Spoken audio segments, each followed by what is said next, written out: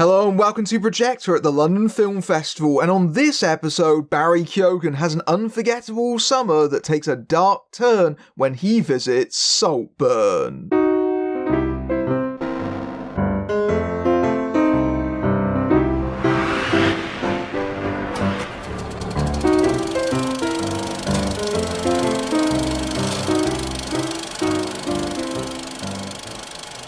In 2006 and 7, Oliver Quick, played by Barry Keoghan, attends Oxford University on a scholarship, feeling isolated from the other students because of his troubled background. He eventually befriends Felix Catton, played by Jacob Elordi, who invites him to his family's estate Saltburn for the summer, with Felix's mother Elsbeth, played by Rosamund Pike, his father James, played by Richard E. Grant, sister Venetia, played by Alison Oliver, and cousin Farley, played by Archie Madekwe. Once there, Oliver is drawn towards the Cattons' world of wealth and privilege, and Saltburn may become a place he never leaves. Saltburn is the second feature from Emerald Fennell, who previously won the Best Original Screenplay Oscar for Promising Young Woman, a candy-coated revenge thriller that boasted a fantastic performance by Carey Mulligan, but has had a very polarising reception, especially in regards to its ending. I hadn't seen Promising Young Woman at the time that I'd first seen Saltburn. I've now caught up with it in the intervening time, and I do have to admit that I side a lot with the film's detractors. I think the third act of Promising Young Woman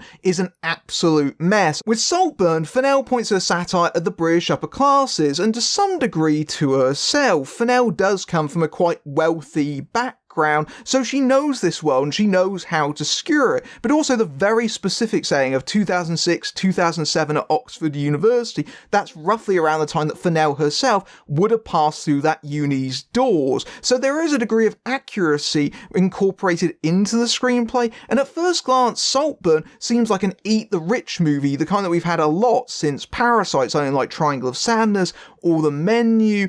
But in all honesty, I don't think it's quite that. There's a moment where the incredibly imposing butler tells Oliver lots of people get lost in Saltburn, and I would argue so does the movie. I've actually seen Saltburn twice now. I first saw it at the BFI London Film Festival in early October. I revisited it in early November at a public preview screening because I wanted to see how the film played after you knew about the twists at the film's ending, where that actually worked in the film's favour on a second viewing.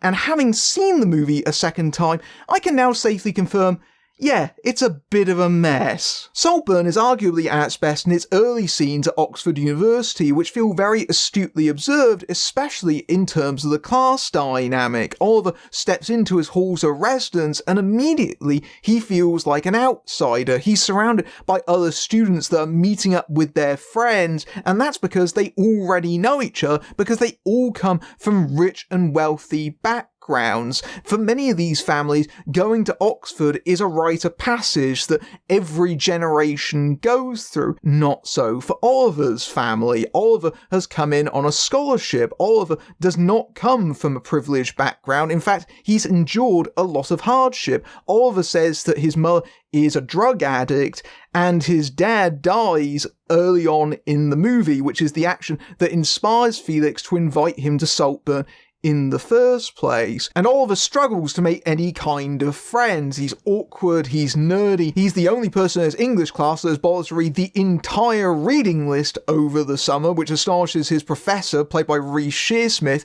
You really spent your summer reading the King James Bible. In fact, the only person that seems to hang around Oliver's orbit is this odious maths student, played by Ewan Mitchell, who steals the few small scenes that he has early on in the movie with a character that can be best described as a sinister university challenge contestant. Almost every time he's on screen, he's repellent in some way. In fact, very memorably, he even eats a Crunchie in a demented way. Who exactly takes a bite directly out of the middle of a Crunchie? A monster, I tell you. But this student comes up to Oliver and says, "Oh, there's a party going on tonight. NFI, not fucking invited, almost as if the solidarity between them is simply the fact that no one wants to speak with them. But in many of these early scenes, just tantalisingly out of grasp is Felix. Oliver looks out of his window, there's Felix. In an early establishing shot of the library, there's Felix on the edge of the frame. Felix seems to be everywhere, and that's because he represents everything that Oliver would like to be. Handsome, charismatic, popular, the kind of person that draws everybody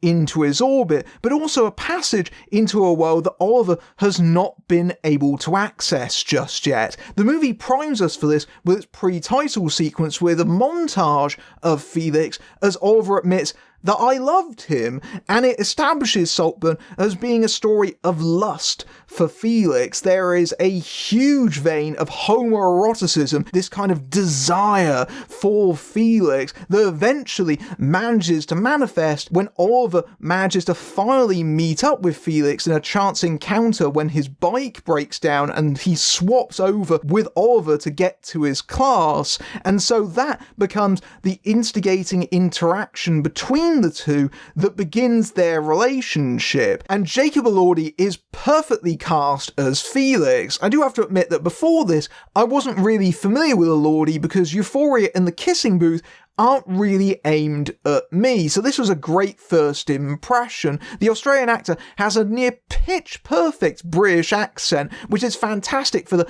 tough boy that he's playing, someone that comes from this very privileged background, but also does seem to possess a degree of self-awareness. He does seem to have some kind of conscience, which at least puts him a little bit ahead of some of the other people in his orbit. Elordi has a fantastic presence, but also he's just an inordinately handsome man, and the camera absolutely loves him. The way that Fennell positions the shots so it just lovingly almost caresses his body, just glancing over his musculature. There's a moment where in the sweltering heat of summer, as Felix is complaining about the fact that there's no air conditioning in the dorm rooms, Oliver can barely notice what he's saying as he stares at the topless Felix on the dirty floor, and his mind is even filthier. You can just see it in Keoghan's performance where he just stares at Felix with his mouth slightly agape, almost like a drool of spit is just going to come plopping out of his mouth in desire. But what you might not necessarily notice on a first viewing, especially given that it comes from Oliver's point of view, is that it's very ambiguous, if at all,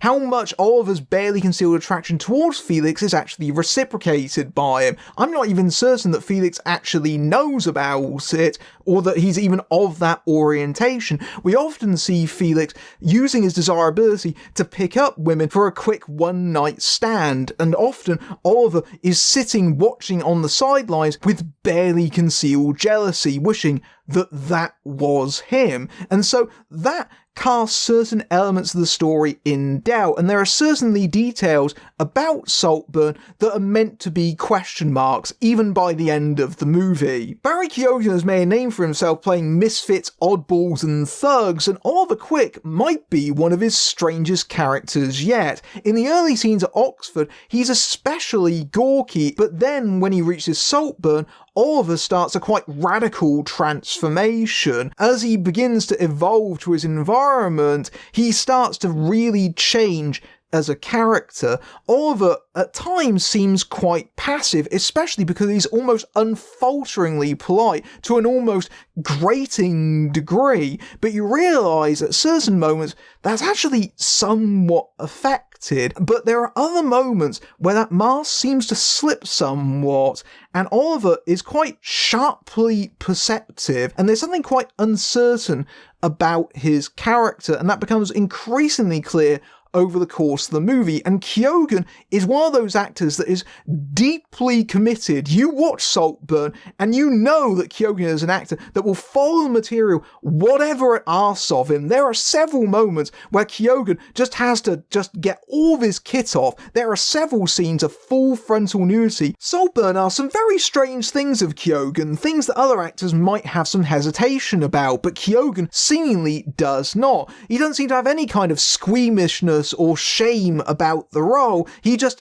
absolutely follows whatever Fennell asks of him, but I do think that Fennell at certain points takes things a little bit too far, and at certain junctures I almost feel like Keoghan is kind of left twisting in the wind, especially in one moment later on in the movie. Once we do finally reach Saltburn, meet the rest of Felix's family, a group of self-absorbed eccentrics for whom money is literally no object. They're so wealthy that they're just bored a lot of the time, and are throwing these lavish, extravagant parties, largely out of simply having something to do. The cast is uniformly excellent. Every single one of them gives a great performance. Every one of them seems very well suited for their roles. Rosamund Pike, for example, steals quite a few scenes as the mother Elsbeth, who is really narcissistic. She's the kind of person that to your face is, "Oh, hello, darling," and is all charming and sweetness,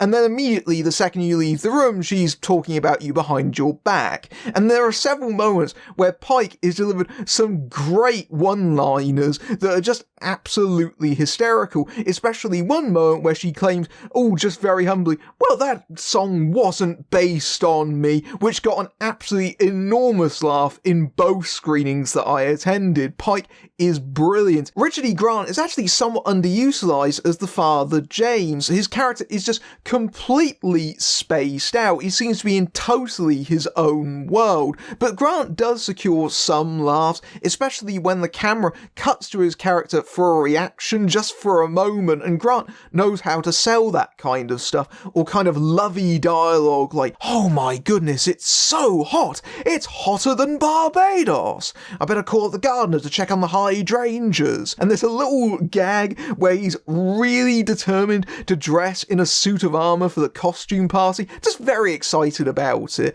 But it's only later on, when the film turns darker, do I think that Grant starts to become really effective. There's a scene that I found really notable where his character makes a discovery, and he's still in that sense of denial. He's still trying to badly comprehend what is happening right in front of him. He just can't process it.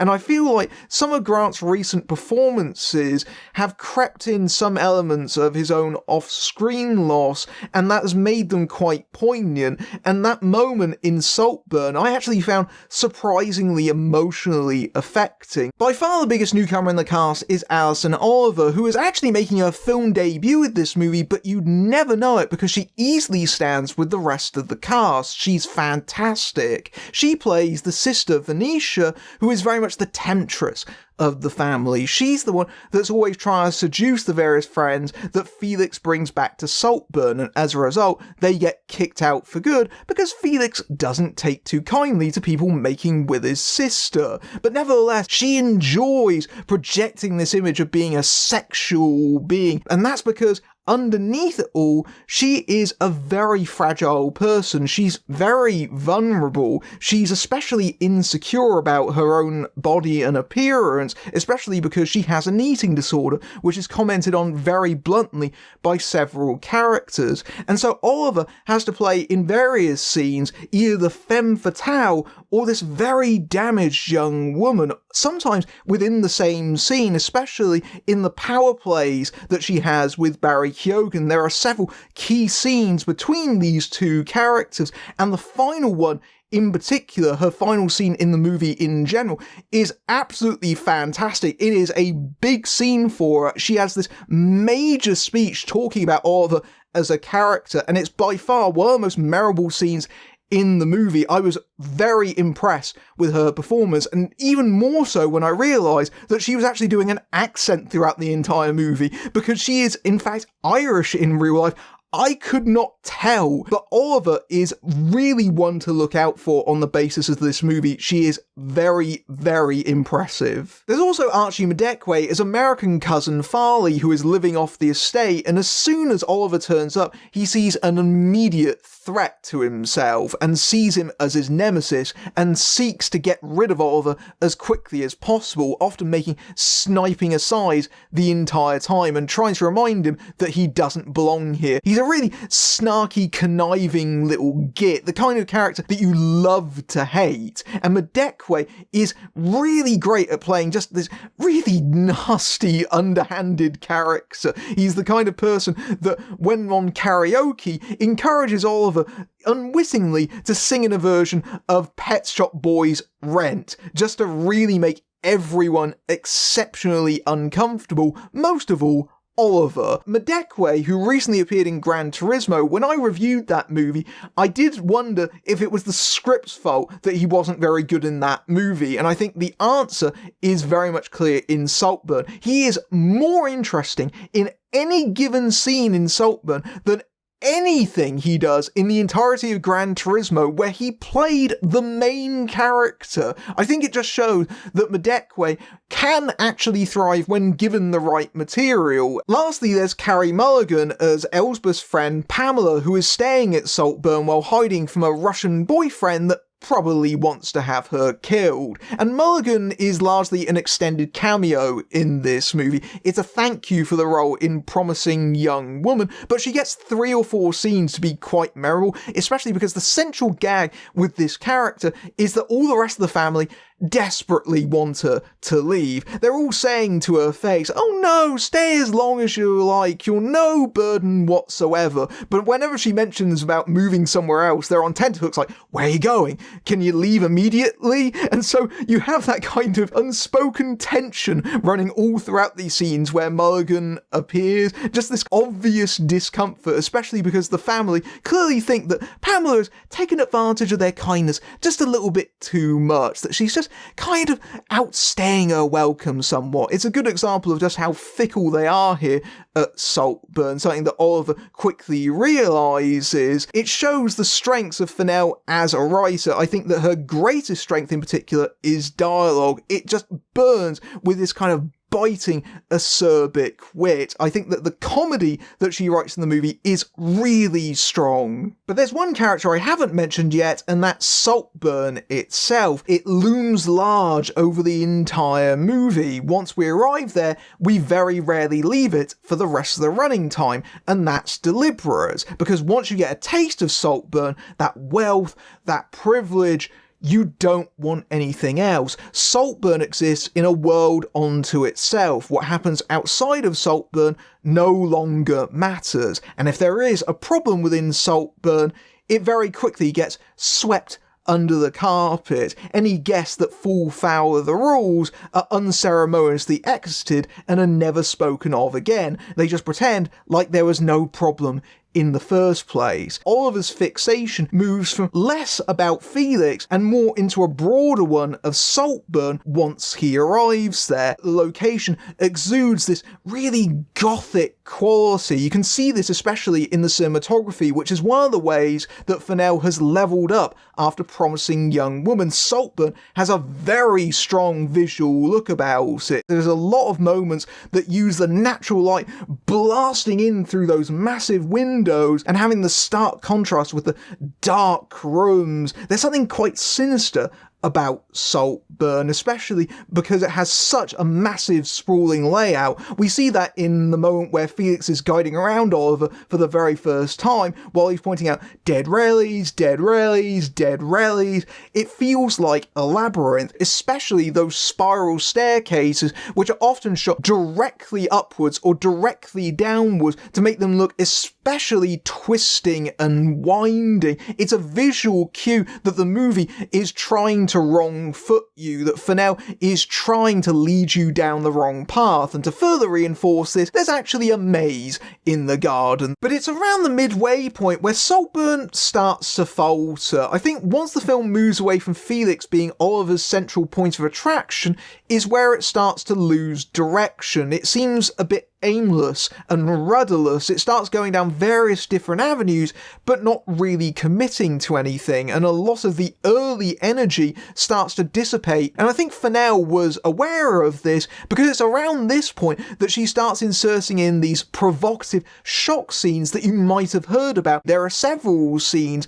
quite sexual scenes, that are very much audience button pushers in a lot of ways, and are quite graphic in several instances, to such an extent that I can't actually describe them on YouTube. I'm just going to have to refer to them as things like the vampire scene, or maybe just the bathtub scene, where we see Keoghan licking the remnants of Felix from out the bottom of the bathtub and the plug hole, which is just gross. Just really, really gross. But these scenes didn't really shock me. I more just found them a little bit forced. You can tell the movie is constructed in a way where these scenes could easily be trimmed out or removed entirely without affecting the plot. It feels like just cheap shock for its own sake. That was what I largely had a problem with these scenes. And also, they're very painfully literal. Like, there's no subtext to these scenes. They're literally what they are. The vampire scene is literally, do you get it? Oliver is parasitic. The worst example of this, by far, is a scene quite late in the movie, and to avoid spoilers, we'll call it the dirt scene. If you've seen Saltburn, you know exactly which bit I'm referring to, and this long take scene seems to go on forever. Like, we get the idea of what is happening in that moment almost immediately. Like, there's no subtext there. It's just literally text on screen. We know exactly what's happening. But it keeps going, and it keeps going. Oh, look, he's taking his pants off. Can we cut away, please? We get the point. In the last act, the film takes a very sharp, dark turn, one that I don't think it earns. Fennell does exactly the same thing here as she did on Promising Young Woman, where it starts out as 2/3 of one movie and then suddenly becomes something completely different in the last act. In fact, I can tell you exactly what film it suddenly turns into, specifically one 1999 thriller I won't directly identify here simply for the sake of spoilers. But the thing is, in order to accomplish this, you need to have actually laid the proper groundwork for it, and Saltburn doesn't do that. The characters and the narrative that have been established in the earlier portions of the movie don't fit with where the direction of the story suddenly veers them into. The movie just keeps throwing twist after twist after twist at the audience. The more the movie twists, the more it wraps itself around its own neck, and by the ending of the movie, it's just flailing around, struggling for oxygen. The movie is in a total nosedive for much of the last half hour, culminating in a completely unnecessary jump to 2022 for an epilogue the movie does not need, where it suddenly reveals one final big twist that not only completely destroys everything the movie that we've been watching had been set up upon, but also is laughably convoluted. The movie is so impressed with itself for this big twist at the end of it, but it requires the character to suddenly become this comic book supervillain, where suddenly he's aware of things that he couldn't possibly have known about in advance, making ludicrous plans that take years to come to fruition. It's at that point that the movie just completely self-destructs before your eyes. And as I watched Saltburn disintegrate, I realised that it isn't actually an Eat the Rich movie, at least not in the same sense as those other examples I mentioned earlier, that clearly wants to dismantle the class system. I don't think Saltburn actually wants to do that. Oh, but it is an Eat the Rich movie in the sexual sense, literally, but also in consuming them figuratively, but it's merely a shuffling of chairs. It doesn't actually want to get rid of that system, and by the end of it, Saltburn has gone so off-piste that I actually came out of the movie so confused that I thought, wait, hang on a minute, does this movie actually want us to feel sorry for the rich people? What? And I was particularly perplexed by the film's final scene, its one last button-pushing moment, a dance number accompanied by a very on-the-nose Sophie Ellis-Bextor track, where clearly we're meant to think how audacious it is. And I just sat there going, what exactly am I supposed to take from this? Am I supposed to feel catharsis or celebration? Am I supposed to be cheering this on? Or am I simply meant to be repulsed by it? What exactly is the movie trying to say? It was emblematic for me of just how completely confused Saltburn becomes, and what does become clear is that Emerald Fennell doesn't do endings very well. If you like this review and you want to support my work, you can give me a tip at my Ko-fi page, or with YouTube's Super Thanks feature, which is right below the video. You can find all my social media on my Linktree page, or you can join my estate at my Patreon, where you can see my videos early among other perks, including access to my Discord server, or you can simply like, share and subscribe, it all helps. Until next time, I'm Matthew Buck, fading out.